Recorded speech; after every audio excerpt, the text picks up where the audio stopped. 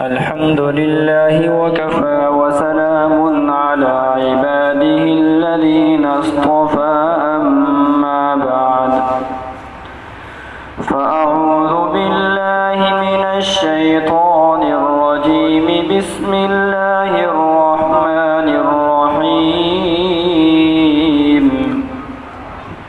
رب هب لي من الصالحين فبشرناه بغلام حليم وقال تعالى في مقام آخر قل إن صلاتي ونسكي ومحياي ومماتي لله رب العالمين وقال النبي صلى الله عليه وسلم من كان له سعة ولم يضح فلا يقربن مصلانا أو كما قال عليه الصلاة والسلام صدق الله وصدق رسوله النبي الكريم ونحن على ذلك لمن الشاهدين والشاكرين والحمد لله رب العالمين۔ میرے عزیز محترم دوستوں اور بزرگوں، یہ ذو الحجہ کا مبارک برکتوں والا مہینہ ہے اور یہ ہم تمام اہل اسلام کے لیے ایک عہد وفا کا مہینہ ہے۔ انبیاء کرام علیہم السلام کی یادوں سے وابستہ مہینہ ہے اور انبیاء میں سے بھی اولو العزم پیغمبروں میں سے جناب سیدنا ابراہیم علیہ السلام ان کی یادوں سے وابستہ مہینہ ہے۔ حضرت ابراہیم علیہ السلام کی زندگی میں ایک خاص پہلو پایا جاتا ہے، اگرچہ وہ وصف تمام انبیاء کرام علیہم السلام میں پایا جاتا ہے، لیکن حضرت ابراہیم علیہ السلام کی ذات طیبہ میں وہ وصف بہت زیادہ کمال درجے میں پایا جاتا تھا۔ اس وصف کی وجہ سے حضرت ابراہیم علیہ السلام کا نام آج بھی زندہ ہے، اور وہ وصف کیا تھا؟ وہ وصف اخلاص ہے۔ اخلاص کی ڈیفینیشن کیا ہے کہ بندہ کوئی بھی نیک عمل صرف اس نیت سے کرے کہ میرا مولا مجھ سے راضی ہو جائے، بس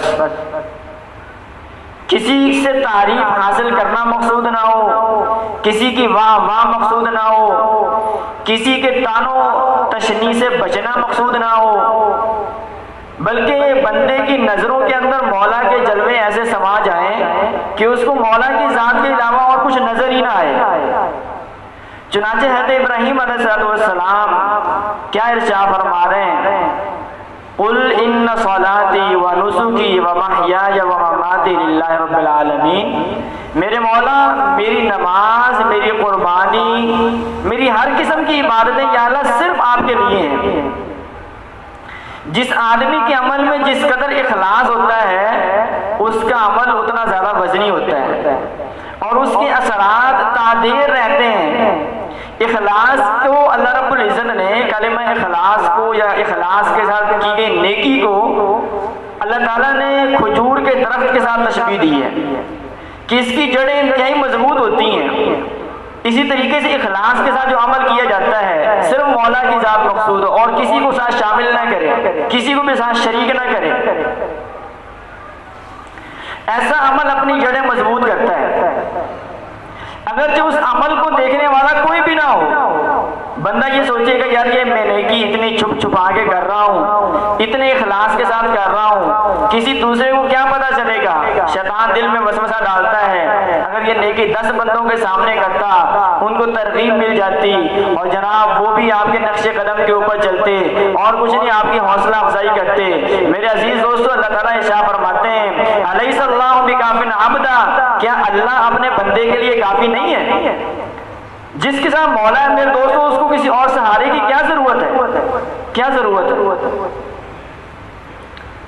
اب حضرت اماں ہاجرہ سلام اللہ علیہا بالکل بیاباں وادی کے اندر وہ جو انہوں نے 7 چکر لگائے تھے صفا مروہ کے درمیان، اس وقت ان کو دیکھنے والا سوائے رب کے اور کوئی بھی نہیں تھا، لیکن وہ عمل اخلاص کے ساتھ تھا کہ مولا آپ کی طرف سے ہمارے خلیل کو حکم ہوا ہے کہ ہم نے یہاں ٹھہرنا ہے، میں یہ بیاباں چھوڑ کے نہیں جاؤں گی، آپ کے حکم کو پورا کروں گی، اور اگرچہ مجھے اس حکم کے پورا کرتے ہوئے جہان میں سے کوئی بھی نہ دیکھے، آپ تو دیکھ رہے ہیں۔ اللہ رب العزت نے اس عمل کو کیسی مقبولیت سے نوازا ہے، آج بھی اس کو حج عمرے کا حصہ بنا دیا۔ ان کی جو وفا کی یادیں تھیں اللہ تعالیٰ نے ان کو قیامت تک کے لیے باقی رکھا ہے۔ اس لیے کوئی بھی نیک عمل بندہ کرے تو اس میں سوائے رب کے اور کسی کو اس کے ساتھ شامل نہیں کرنا چاہیے، اخلاص بندے کے عمل میں ہونا چاہیے۔ اخلاص جس عمل میں بھی ہوگا اس کی جڑیں مضبوط ہوں گی اور اس کا اثر دور تک جائے گا، اور اسی اخلاص کی وجہ سے ہی بندے کے اعمال میں قیامت کے دن وزن ہوگا، اخلاص کی وجہ سے۔ بسا اوقات عمل بالکل تھوڑا سا ہوتا ہے لیکن اس میں بندے کی طرف سے اخلاص اتنا زیادہ ہوتا ہے کہ جناب اس تھوڑے سے عمل کو اللہ تعالیٰ بڑھا چڑھا کے احد پہاڑ کے برابر پہنچا دیتے ہیں، اور بسا اوقات عمل تو احد پہاڑ کے برابر ہوتا ہے لیکن اس میں شراکت ہوتی ہے غیروں کی، فلانا راضی ہو جائے، فلانا راضی ہو جائے، فلانا کیا کہے گا، فلانا کیا کہے گا، جب اس طرح کی باتیں ان کی آمیزش اس میں شامل ہو جاتی ہے تو میرے دوستو اس عمل کا اثر کم ہو جاتا ہے۔ قرآن مجید میں اللہ رب العزت نے سورہ ملک کے اندر جو ارشاد فرمایا لِيَبْلُوَكُمْ أَيُّكُمْ أَحْسَنُ عَمَلًا، فرمایا کہ ہم تمہیں آزمانا چاہتے ہیں، یہ دیکھنا چاہتے ہیں کہ تم میں سب سے زیادہ خوبصورت عمل کر کے کون آتا ہے، یہ نہیں فرمایا لِيَبْلُوَكُمْ أَيُّكُمْ أَكْثَرُ عَمَلًا کہ تم میں سے سب سے زیادہ اعمال کر کے کون آتا ہے۔ کثرت مطلوب نہیں ہے، تھوڑا عمل ہو لیکن اس کے اندر حسن ہو۔ مفسرین نے لکھا ہے جن میں امام ابن کثیر رحمۃ اللہ علیہ، علامہ محمود بغدادی رحمۃ اللہ علیہ اور دیگر بڑے بڑے مفسرین شامل ہیں، انہوں نے فرمایا کہ اللہ تعالیٰ نے یہاں پر لِيَبْلُوَكُمْ أَيُّكُمْ أَكْثَرُ عَمَلًا نہیں فرمایا کہ زیادہ عمل ہمیں مطلوب نہیں ہے، بلکہ احسن عملا فرمایا کہ ہمیں عمل خوبصورت چاہیے، پیارا عمل چاہیے، اور وہ فرماتے ہیں کہ پیارا عمل کیسے بنتا ہے، عمل پیارا 2 چیزوں سے بنتا ہے، جس عمل کے اندر 2 چیزیں پائی جائیں وہ عمل احسن بن جاتا ہے۔ نمبر 1 اس عمل کے اندر اخلاص ہو، اخلاص ہو، صرف مولا کو راضی کرنا مطلوب ہو، بس میں ان کے سوا کس پہ فدا ہوں یہ تو بتا دے، میں ان کے سوا کس پہ فدا ہوں یہ تو بتا دے، لا مجھ کو دکھا ان کی طرح کوئی اور اگر ہے۔ جب اس مولا جیسا کوئی ہے ہی نہیں تو ہم اس مولا کے ساتھ کسی اور کو شریک کیسے کریں؟ اس مولا کے ساتھ کسی اور کو خوش کرنے کی کیا ضرورت ہے؟ اس مولا کے ساتھ کسی اور کو شامل کرنے کی کیا ضرورت ہے؟ کون سی ایسی خوبی ہے جو سرب کے اندر نہیں پائی جاتی؟ کون سا ایسا کمال ہے جو سرب کے اندر نہیں پایا جاتا؟ ہاں جی، ساری کی ساری مخلوقات اسی ذات کے محتاج ہیں۔ یا ایھا الناس انتم الفقراء، تمام مخلوقات میں سے افضل ترین مخلوق انسان ہے۔ اللہ تعالیٰ انسانوں کو مخاطب کر کے فرماتے ہیں یا ایھا الناس، اے سارے کے سارے لوگوں، انتم الفقراء، یہاں پر جو ہے اللہ تعالیٰ نے ساری انسانیت کو مخاطب کیا، الناس کے اوپر الف لام آنے سے ساری انسانیت مراد ہو گئی۔ اے سارے کے سارے انسانوں، انتم الفقراء، تم سارے کے سارے محتاج ہو، سارے کے سارے فقیر ہو، سارے کے ساروں کی تمہاری جھولیاں خالی ہیں، تمہاری جھولیوں میں کچھ بھی نہیں ہے، سارے کے سارے محتاج ہو۔ واللہ هو الغنی الحمید، اللہ رب العزت کی ذات ہے جو غنی ذات ہے، جو ہر قسم کے اختیارات کی مالک ذات ہے، تعریفوں کے قابل وہی ہے۔ ہمارے یہاں شیخ و مرشد دامت برکاتہم جو بہت بڑے شیخ الحدیث بھی ہیں، بہت بڑے محدث ہیں، وہ فرماتے ہیں کہ جب بھی کوئی بندہ کسی کی تعریف کرتا ہے دراصل اس کی تعریف نہیں ہو رہی ہوتی، وہ تعریف خالق کی تعریف ہوتی ہے، وہ مالک کی تعریف ہوتی ہے، کیونکہ اگر میری آپ کی کوئی تعریف کر رہا ہے میری آپ کی کوئی تعریف کر رہا ہے، بندہ سوچ کے دیکھے کہ میرے اندر ہے کیا۔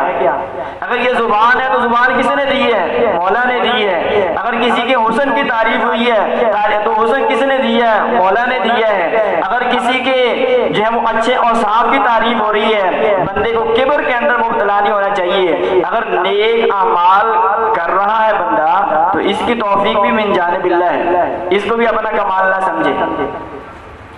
تو بندے کی جس عمل کی بھی آپ تعریف کریں گے وہ تعریف دراصل اللہ رب العزت کی ذات کی تعریف ہے۔ اس لیے جب کسی بندے کی کوئی تعریف کرے تو اس کو تکبر کے اندر، خود پسندی کے اندر مبتلا نہیں ہونا چاہیے کہ میں واقعتاً کچھ ہوں، بلکہ یہ سوچے کہ اللہ تعالیٰ کی شان ستاری ہے، اللہ تعالیٰ کی شان ستاری ہے کہ اللہ تعالیٰ نے ہمارے عیبوں کے اوپر پردہ ڈالا ہوا ہے، عیبوں کے اوپر پردہ ڈالا ہوا ہے۔ یہ اس مولا کریم کا کرم ہے، ورنہ میرے عزیز دوستو ہمیں کون منہ لگائے گا؟ اگر وہ مولا ایک لمحے کے لیے اپنی شان ستاری ہمارے اوپر سے اٹھا لیں تو میرے عزیز دوستو دنیا والے ہمارے منہ کے اوپر تھوکنا بھی گوارا نہ کریں۔ ہماری کیا اوقات ہے؟ کیا اوقات ہے؟ ایک انسان کی کیا اوقات ہے؟ ایک لمحے کے اندر جس کی روح پرواز کر جائے اور اس کی میں ساری کی ساری یہیں رہ جائے، اس انسان کو کیا زیب دیتا ہے کہ وہ اپنے آپ کو بڑا کہے؟ تو خیر میں عرض کر رہا تھا کہ احسن عمل بنانے کے لیے سب سے پہلی شرط کیا ہے کہ اس میں اخلاص ہونا چاہیے، اخلاص ہو۔ جناب سیدنا ابراہیم علیہ السلام آج سے تقریباً کچھ 4000 سال پہلے کعبۃ اللہ شریف کی بنیادیں رکھ رہے ہیں، اور کعبۃ اللہ شریف کی بنیادیں کو نہیں رکھ رہے تھے، بلکہ یہ تو انسان کو پیدا کرنے سے بھی 2000 سال پہلے اللہ تعالیٰ نے فرشتوں سے اس کی بنیادیں رکھوا دی تھی۔ پھر حضرت آدم علیہ السلام اور بعد کے انبیاء کرام علیہ السلام بھی وہاں پر عبادتیں کرتے رہے۔ اب حضرت ابراہیم علیہ السلام اس گھر کی بنیادیں رکھ رہے ہیں، مسجد تعمیر ہو رہی ہے، مسجد تعمیر ہو رہی ہے، کوئی پتہ نہیں ہے کہ اس کو آباد کس نے کرنا ہے، لیکن یہ اخلاص کے ساتھ عمل کر رہے ہیں کہ مولا آپ کا حکم ہے، آپ راضی ہو جائیں، کوئی آئے نہ آئے، کوئی تعریف کرے نہ کرے، ہمیں اس سے کوئی غرض نہیں ہے، آپ راضی ہو جائیں بس کافی ہے۔ زمانہ ہو خلاف پرواہ نہ چاہیے، زمانہ ہو خلاف پرواہ نہ چاہیے، پیش نظر تو مرضی جانانا چاہیے، یہ سوچ کر تو فیصلہ کہ کیا کچھ کرنا چاہیے اور کیا کچھ نہ کرنا چاہیے، بس مولا راضی ہو جائے کافی ہے، کافی۔ اب وہ گھر تعمیر کر رہے ہیں، بالکل سمپل سا ہے، لیکن میرے عزیز دوستو ان کے اخلاص کے اوپر قربان جائیں۔ ایک باپ ہے، ایک بیٹا ہے، وقت کا نبی مستری بنا ہوا ہے، اور وقت کے نبی کا بیٹا وہ بھی نبی ہے، ابن نبی ہے، وہ مزدور بنا ہوا ہے، اللہ کے گھر کی تعمیر کا کام کر رہے ہیں، اور بیٹا بھی لاڈلا بیٹا ہے جو 86 سال کی عمر میں اللہ تعالیٰ نے عطا فرمایا، اور پہلے بھی قربانیوں سے اس کو گزارا گیا ہے، پھر اپنے ساتھ لگایا ہوا ہے، محنت مزدوری کر رہے ہیں، آس پاس بالکل آبادی نہیں ہے، لیکن دعائیں بڑی بڑی کر رہے ہیں۔ جس بندے کی نظر میں دوستو مولا کی ذات کے اوپر ہو، اس بندے میں کبھی مایوسی نہیں آتی، کبھی مایوسی نہیں آتی۔ یہ جو ہم چھوٹے چھوٹے حالات سے گھبرا جاتے ہیں، دراصل یہ تعلق با اللہ میں کمی کی وجہ سے ہے۔ ہمیں یہ اندازہ ہی نہیں ہے کہ ہمارا رب کتنا بڑا ہے، ہمارا رب کتنا بڑا ہے، ہمیں اس بات کا اندازہ نہیں ہے۔ اب حضرت ابراہیم علیہ السلام گھر تعمیر کر رہے ہیں، وَإِذْ قَالَ إِبْرَاهِيمُ رَبِّ اجْعَلْ هَٰذَا الْبَلَدَ آمِنًا، یا اللہ اس شہر کو امن والا بنا دیجئے۔ سب سے پہلا سوال اس آیت کے اوپر یہ ہوتا ہے، یہ تو شہر تھا ہی نہیں، ایک بیاباں وادی کے اندر جہاں پر کھانے پینے کی کوئی چیز نہیں ہے، کوئی شاپ نہیں ہے، کوئی ایک گھر بھی نہیں ہے، جہاں گھر نہ ہو اس کو شہر کہہ سکتے ہیں؟ اس کو دیہات بھی نہیں کہہ سکتے، قریہ نہیں کہہ سکتے، لیکن حضرت ابراہیم علیہ السلام کا ذات الہی کے اوپر اعتماد ایسا 100% تھا کہ ان کو نظر آ رہا تھا کہ اللہ نے یہاں پر جو مجھے آبادی کا حکم دیا ہے، آج نہیں ہے کل کو یہ شہر بنے گا، ذرا برابر بھی تردد نہیں تھا۔ آج ہمارا مولا کی ذات کے اوپر توکل اور ہمارا یقین اس درجے کا ہوتا ہے، ہم یہ سوچتے ہیں جناب اچھا کر کے دیکھ لیتے ہیں، اور پتہ نہیں پھر رب کوئی قبول کرے گا یا نہیں کرے گا، دعا مانگنے کے بعد بھی ہم تردد کا شکار ہوتے ہیں۔ اچھا دعا مانگتے لینے اللہ جو مرضی اللہ پتہ نہیں قبول کرتا یا نہیں کرتا. حدیث مبارکہ میں اس تردد سے منع کیا گیا ہے. سرکار دو عالم صلی اللہ علیہ وسلم نے منع فرمایا فرمایا جب دعا مانگو تو اس میں تردد نہیں ہونا چاہیے. یا اللہ اگر آپ چاہیں تو یہ کر دیں یا یہ کر دیں یہ کر دیں، بلکہ عزم کے ساتھ مانگے کہ یا اللہ یہ میں نے جو کاروبار شروع کیا اس میں آپ نے برکت دینی ہی دینی ہے. یا اللہ آپ ضرور اس میں برکت ڈال دیجئے. یا اللہ مجھے صحت کس نے دینی؟ آپ نے دینی. یا اللہ آپ صحت دے دیجئے. یا اللہ عزت کے فیصلے آپ کے ہاتھ میں. یا اللہ آپ عزت عطا فرما دیجئے. پورے عزم کے ساتھ دعائیں مانگنی چاہیے. اب دو نبی مل کے ایک گھر کو تعمیر کر رہے ہیں اور دعا کر رب اجعل ھذا البلد آمنا، یا اللہ اس شہر کو امن والا بنا دے. میرے عزیز دوستو، جو آدمی اخلاص کے ساتھ عمل کرتا ہے، قربانیاں دیتا ہے، آج آپ اس دعا کا اثر دیکھ لیجئے کہ 4000 سال پہلے مانگی گئی دعا اللہ تعالیٰ نے آج بھی اس شہر کو امن والا بنایا ہوا ہے. صرف انسانوں کے لیے امن والا نہیں بنایا بلکہ جانوروں کے لیے، حشرات الارض کے لیے بھی امن والا ہے. وہاں کے نباتات کے لیے بھی وہ امن والا ہے کہ وہاں کسی جانور کو تکلیف پہنچانا بھی جائز نہیں ہے حرم شریف کی حدود کے اندر. حتیٰ کہ قاتل کو قتل کرنا بھی جائز نہیں حرم کے دائرے کے اندر. وہاں باہر جائے گا پھر اس کو قتل کیا جائے گا. حرم کی حدود کے اندر نہیں ہے. اللہ کے نبی کی زبان سے دعا نکلی اور اخلاص کے ساتھ نکلی اور پیچھے قربانیوں کا اثر تھا. آج ہم یہ کہتے ہیں جناب میں تو بہت دعاؤں مانگتا، دعاؤں قبول نہیں ہوتی ہیں. میرے عزیز دوستو، ہم مطلب پرست لوگ ہیں، مطلب پرست لوگ ہیں. مولا کے ساتھ ہم مخلص نہیں ہیں. اگر ہم مولا کے ساتھ مخلص ہو جائیں تو آج بھی وہی رب ہے جس نے بدر کے اندر فرشتے اتارے تھے. آج بھی وہی رب ہے جس نے جلتی آگ کے اندر حضرت ابراہیم علیہ السلام کو محفوظ رکھا تھا. آج بھی وہی رب ہے جس نے چھری کے سارے اثر کو ختم کر کے اسماعیل کو بچا کے دکھایا تھا. آج بھی وہی رب ہے. لیکن جو مولا کے ساتھ مخلص ہو جاتا ہے مولا اس کے سارے بگڑیاں بنا دیتا ہے. آج ہم مطلب پرست ہیں، مولا کے ساتھ مخلص نہیں ہوتے، دو نمبریاں کرتے ہیں. دو نمبریاں کرتے ہیں. بندوں کے ساتھ دو نمبری کرتے ہوئے ہمیں شرم آتی ہے اور مولا کے ساتھ دو نمبری کرتے ہوئے ہمیں شرم نہیں آتی. ہاں جی، زبان سے کہتے ہیں یا اللہ آپ یہ ہمارے رب ہیں، آپ خالق ہیں، مالک ہیں، یا اللہ آپ کے سارے احکامات کو مانیں گے. ہاں جی، لیکن عملی طور پر ہم کتنا عمل کر رہے ہیں وہ ہمارے سامنے ہے. زبان سے کہتے ہیں نماز فرض ہے اور نمازوں کا اہتمام کس قدر ہو رہا ہے وہ ہمارے سامنے ہے. ایک ادنا سے ادنا بندہ ہمیں بلائے، ہمیں نہ جاتے ہوئے شرم آتی ہے، یار یہ بندہ کی آتی گا امید میرے بڑے اچھے اخلاق نہ پیش آتا سی گا، میں نے بلایا یہ میرے کہنے کے اوپر آیا نہیں. کیا مولا نہیں یہ سوچتا؟ کیا اللہ نہیں یہ سوچتے؟ کیا اللہ نہیں دیکھتے؟ یہ بندہ ویسے تو میرے ساتھ محبت کے اتنے دعوے کرتا ہے کہ میرا رب میرا رب میرا رب، میں اس کو بلاتا ہوں میری بارگاہ میں آنے کے لیے تو تیار نہیں ہے. اگر ہم میرے دوستوں مولا کے ساتھ مخلص ہو جائیں ہمارے سارے کام سیدھے ہو جائیں گے. اب اللہ تعالیٰ نے اس شہر کو امن والا بنا دیا. رب اجعل ھذا البلد آمنا وارزق اہلہ من الثمرات. اب بندہ سوال کرے گے یہاں پر آس پاس سارا کوئی قریب شہر ہی نہیں ہے، یا اللہ اس شہر کے رہنے والوں کو دنیا کے ہر قسم کے میوہ جات اور ہر قسم کے پھلوں سے نوازیے گا. کہاں سے آئیں گے؟ ہم تو پہلے ظاہریہ آپ کو دیکھتے ہیں نا کہ بندہ بڑی بڑی دعائیں مانگے نا تو لوگ کہہ دیتے ہیں ابھی خدا نے بندہ جڑا ہے نا پہلے یہ تو دیکھے بھی یہ کام ممکن بھی ہے. مولا کی بارگاہ میں ممکن ناممکن کی یہ تعریفیں نہیں ہیں. مولا کی ڈکشنری میں ناممکن کے الفاظ ہی نہیں ہیں. اس کی بارگاہ میں ہر چیز پاسبل ہے، کوئی چیز ناممکن نہیں ہے. وہ ہمارے لیے ہے. بندے کو چاہیے بڑی بڑی دعائیں مانگے، وہ مولا قبول کر دے گا. اس کے لیے کیا مشکل ہوگا؟ وہ حالات کے رخ کو بدل دے. اب بظاہر نظر نہیں آ رہا کہ یہاں پر پھل آنے کہاں سے ہیں، پھر چلو ایک پھل مانگ لیتے ہیں کہ یا اللہ ان کو سیب دے دیجیے گا، ان کو کیلے دے دیجیے گا، ان کو انار سے نواز دیجیے گا. نہیں، منت ثمرات کے اوپر بھی الف لام، یہ ساری دنیا جہان کے پھلوں کو شامل ہے. اور دعا کب کر رہے ہیں؟ آج سے 4000 سال پہلے. اور دعا کس جگہ پر کر رہے ہیں؟ جہاں پر کسی پھل کے ہونے کا نام و نشان بھی نہیں ہے، لیکن مولا کی ذات کے اوپر یقین ہے کہ یہ ہمارے لیے ناممکن ہے، مولا کے لیے ناممکن نہیں ہے. آج اس دعا کا اثر پورا ہوتا دیکھ رہے نہیں دیکھ رہے؟ اثر پورا ہوتا دیکھ رہے. دنیا جہان کے پھل آپ کو وہاں سے ملیں گے. وارزق اہلہ من الثمرات. تو میرے عزیز دوستو ہم مولا کے ہو جائیں، مولا کے ہو جائیں.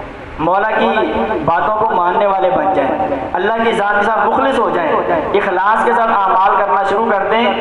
میں یقین سے کہتا ہوں اپنی زندگی میں ہم کوئی بھی دعا ایسی نہیں دیکھیں گے جو ہماری آنکھیں اس کو پورا ہوتے بغیر دیکھے یہاں سے چلی جائیں، ایسا نہیں ہوگا۔ اللہ تعالیٰ ہر چیز عطا فرما دیں گے۔ حضرات صحابہ کرام رضوان اللہ تعالیٰ علیہ مجمعین کی زندگیاں اٹھا کر دیکھ لیجئے، ان کی زندگیاں اٹھا کر دیکھ لیجئے، انبیاء کی زندگیاں اٹھا کر دیکھ لیجئے۔ جس نے بھی اللہ کو راضی کرنے کے لیے قربانیاں دی ہیں، اللہ نے کسی قربانیوں کو رائے گاہ نہیں کیا، کسی قربانی کو رائے گاہ نہیں کیا۔ آج ہم انہی قربانیوں سے گھبراتے ہیں، ہم یہ کہتے ہیں ہمیں کرنا کچھ بھی نہ پڑے اور مولا کی ساری مہربانیاں ہمارے ساتھ ہو جائیں۔ ہم مولا کی ایک بھی نہ مانیں، نہ ہمارا چہرہ سنت کے مطابق، نہ ہمارا لباس سنت کے مطابق، نہ ہمارے اخلاق سنت کے مطابق، نہ ہمارا کردار سنت کے مطابق، لیکن ہمارے ساتھ مدد صحابہ جیسی ہونی چاہیے۔ میرے دوستوں، صحابہ جیسی مدد حاصل کرنے کے لیے صحابہ کرام جیسے اعمال کرنا ضروری ہے۔ اور صحابہ کرام کے اعمال کیا تھے کہ ان کی نظر میں سرکار دو عالم صلی اللہ علیہ وسلم کی ایک سنت مبارکہ کے سامنے دنیا کے بڑے بڑے بادشاہوں کی ایک ٹکے کی اوقات بھی نہیں تھی۔ آج تو ہم سنتوں کو ایسے ذبح کرتے ہیں، ادنا سے بندے کی وجہ سے حضور کی سنت کو چھوڑ دیتے ہیں، یہ لوگ کیا کھڑے، اور ان کے سامنے ساری دنیا کی اوقات نہیں تھی، حضور کی سنت کی اوقات زیادہ تھی۔ ایک صحابی کی نظر میں ایک تکبیر اولیٰ کی اوقات دنیا وما فیہا سے زیادہ تھی۔ سرکار دو عالم صلی اللہ علیہ وسلم کا مبارک ارشاد بھی ہے التکبیرۃ الاولیٰ خیر من الدنیا وما فیہا، کہ نماز میں جو ہم پہلی تکبیر کہتے ہیں، فرمایا کہ یہ تکبیر اولیٰ دنیا وما فیہا سے بہتر ہے۔ ان کے ہاں واقعی ایسا تھا۔ آج ہماری کتنی تکبیر اولیٰ مس ہوتی ہیں، ہم کبھی ٹس سے مس ہوئے؟ صحابہ کرام میں ایسا نہیں ہوتا تھا، صحابہ میں ایسا نہیں ہوتا تھا۔ اگر کسی کے باغ کی وجہ سے اس کی تکبیر اولیٰ مس ہوئی ہے تو ان کی نظر میں باغ کی اوقات نہیں تھی، انہوں نے کہا کہ اس باغ کی ضرورت ہی کیا ہے جس کے تکبیر اولیٰ مس ہوگی، پورا باغ صدقہ کر دیا۔ آج ہم چلو باغ کے باغ صدقہ نہ کریں، اگر دکان کی وجہ سے ہماری تکبیر اولیٰ مس ہوئی ہے، دکان صدقہ نہ کریں، کم از کم ایک مرتبہ استغفر اللہ تو پڑھ لیں کہ یا اللہ یہ چھوٹے سے کھوکھے کی وجہ سے آپ کی نافرمانی ہوگی، مجھے معاف فرما دے، اس چھوٹے سے کھیت کی وجہ سے آپ کی نافرمانی ہوگی، یا اللہ معاف فرما دے۔ احساس تو ہونا چاہیے۔ میرے عزیز دوستو، صحابہ کرام نیکیاں کر کے روتے تھے اور ہم گناہ کر کے بھی رونے کے تیار نہیں۔ ہمیں چاہیے کہ ہم اپنی کمیوں کے اوپر اللہ تعالیٰ کی بارگاہ میں معافی مانگیں، نیک اعمال کا اہتمام کریں، اور یہ جو قربانیوں کا مہینہ ہے اس قربانی سے ہم سیکھیں کہ اللہ تعالیٰ کی ذات کے لیے جو بھی بندہ قربانی دے گا، اپنی خواہشات کو قربان کرے، اپنے مال کو قربان کرے، اپنی عزت کو قربان کرے، اللہ تعالیٰ اس کی قربانیوں کو رائے گاہ نہیں فرمائیں گے۔ اللہ تعالیٰ کی بارگاہ میں التجا ہے کہ اللہ کریم اپنی ذات کے اوپر ہمیں 100% یقین عطا فرمائے۔ وما علینا الا البلاغ المبین۔ سنت رسول